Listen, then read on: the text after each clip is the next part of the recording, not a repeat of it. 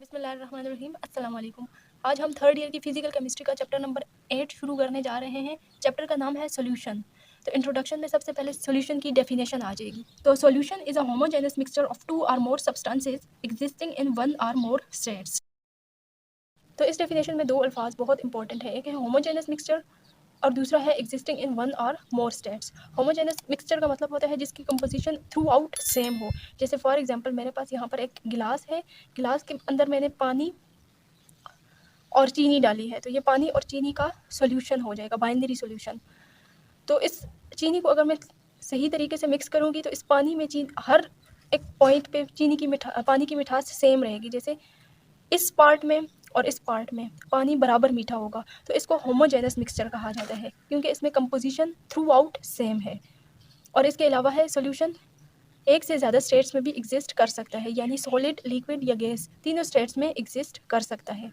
मिसाल के तौर पर अगर हम चीनी को पानी में मिक्स कर देंगे तो ये एक सॉल्यूशन होगा, शुगर इन वाटर। अब इस सॉल्यूशन के दो कंपोनेंट्स हैं, एक है शुगर और एक है वाटर। तो ऐसे सॉल्यूशन को बाइनरी सॉल्यूशन कहते हैं। जिस सॉल्यूशन के दो कंपोनेंट्स हों उसको बाइनरी सॉल्यूशन कहा जाता है। इसके अलावा अगर हम पानी के अंदर चीनी और नमक दोनों मिक्स कर दें, sugar and salt in water, तो इस सॉल्यूशन के अब तीन कंपोनेंट्स हो गए हैं, तो इसको टर्नरी सॉल्यूशन कहेंगे, टर्नरी सॉल्यूशन। तो बाइनरी सॉल्यूशन के दो कंपोनेंट्स होते हैं, एक कंपोनेंट को हम सोल्यूट कहते हैं और दूसरे कंपोनेंट को सॉल्वेंट। छोटे लेवल की किताबों में जो सोल्यूट और सॉल्वेंट की डेफिनेशन है उसमें सोल्यूट वो कंपोनेंट होता है जो कि कम मिकदार में प्रेजेंट हो और सॉल्वेंट सॉल्यूशन का वो कंपोनेंट होता है जो ज़्यादा मिकदार में हो। अब ये डेफिनेशन भी छोटे लेवल तक तो ठीक है, लेकिन अगर एक ऐसा सॉल्यूशन जिसमें दोनों कंपोनेंट्स बराबर मिकदार में हों, जैसे फॉर एग्जांपल यहाँ पर एक गिलास है, उसमें मैंने 5 ग्राम शुगर और 5 ग्राम ही पानी ऐड किया हो, तो इस सॉल्यूशन में दोनों कंपोनेंट्स चूँकि बराबर मिकदार में है तो हम किसी एक कंपोनेंट को सॉल्यूट या सॉल्वेंट नहीं कह सकते। तो ऐसे केस में सॉल्वेंट की डेफिनेशन को रिवाइज़ करना पड़ा। अब सॉल्वेंट की जो न्यू डेफिनेशन है उसके मुताबिक सॉल्वेंट वो कंपोनेंट है जिसका फिजिकल स्टेट सॉल्यूशन के साथ मैच करता है। तो solute is a component which is present in lesser amount and solvent is a component which is present in greater amount in solution, or component of solution which has same physical state as that of solvent।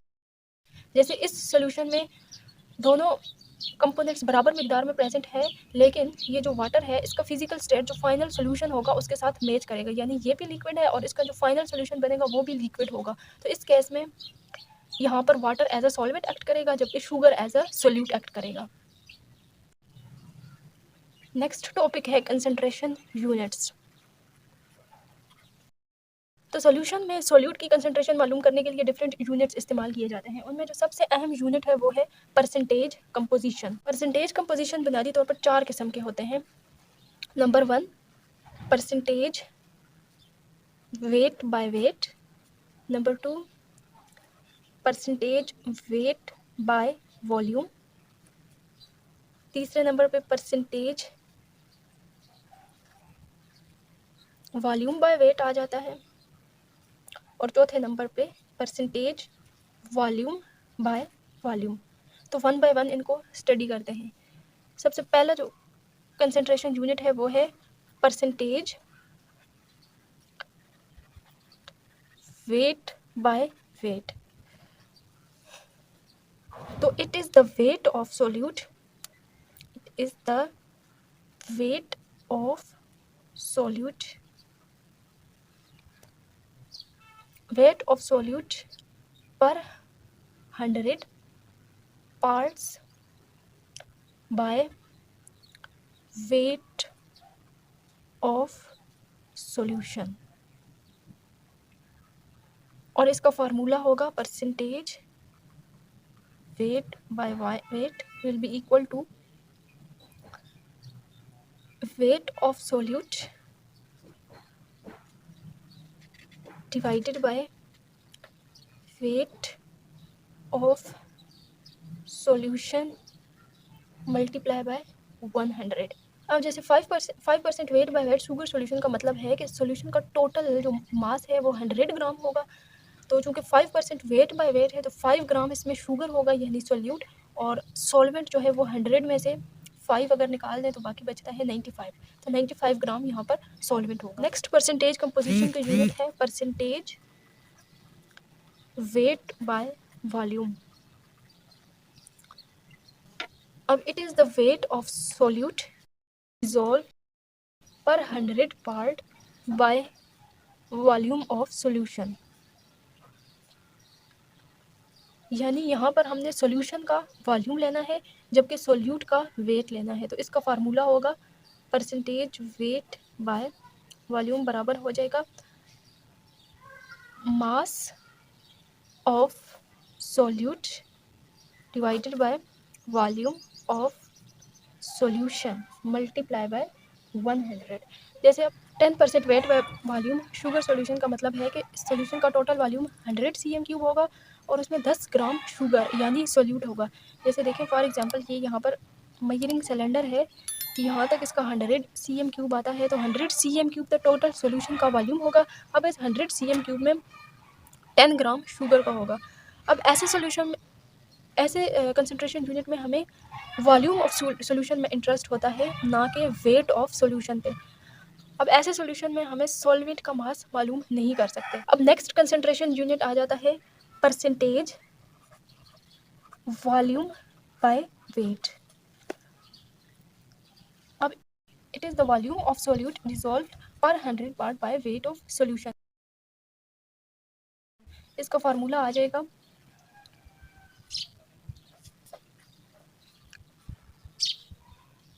Volume of solute divided by weight of solution multiply by 100। For example 10 cm³ alcohol in water का जो solution है उसमें 10 cm³ alcohol होगा जो यहाँ पर as a solute act कर रहा है और 100 ग्राम यहाँ पर सॉल्यूशन होगा। अब इस केस में हम वॉल्यूम ऑफ सॉल्यूशन नहीं मालूम कर सकते, हमारा इंटरेस्ट वेट ऑफ सॉल्यूशन में होता है ना कि वॉल्यूम ऑफ सॉल्यूशन में। अगला कंसंट्रेशन यूनिट है परसेंटेज वॉल्यूम बाय वॉल्यूम। तो it is the volume of solute dissolved per 100 parts by volume of solution। Formula है percentage volume by volume will be equal to volume of solute divided by volume of solution multiplied by 100। अब 12% volume by volume solution of alcohol अगर हो तो उसमें 12 cm³ alcohol होगा जो कि यहाँ पर एज अ सोल्यूट एक्ट कर रहा है और टोटल सॉल्यूशन का जो वॉल्यूम है वो 100 cm³ होगा। जब हम दो चीज़ों को मिक्स करते हैं, दो चीज़ों का जब हम कुछ वॉल्यूम मिक्स करते हैं तो जो सॉल्यूशन बनता है उसका वॉल्यूम उन दो चीज़ों के वॉल्यूम के सम के बराबर ज़रूरी नहीं है कि हो। जैसे हम 12 cm³ अल्कोहल अगर लें और 98 cm³ वाटर लें और इनको मिक्स करें तो टोटल जो वॉल्यूम बनेगा उसका सॉल्यूशन 100 cm³ होना ज़रूरी नहीं है। सॉरी, यहाँ पर अगर 88 cm³ वाटर हो तो टोटल सॉल्यूशन का वॉल्यूम ज़रूरी नहीं है कि 100 cm³ हो, क्योंकि यहाँ पर जब हम दो सॉल्वेंट्स को मिक्स करते हैं तो उनके दरमियान या तो फोर्स ऑफ अट्रैक्शन होती है या फोर्स ऑफ रिपल्शन होती है।